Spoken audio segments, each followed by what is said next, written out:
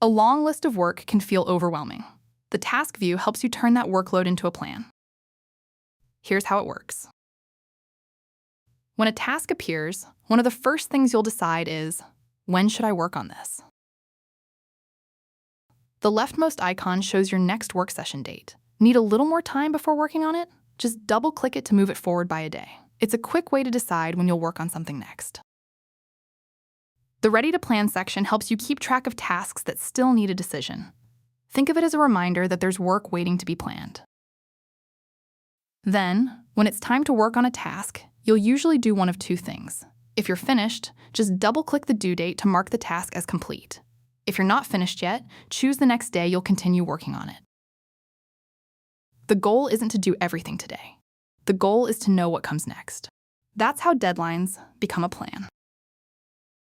When you know what you're working on today and what can wait until later, school becomes much easier to manage, one decision at a time.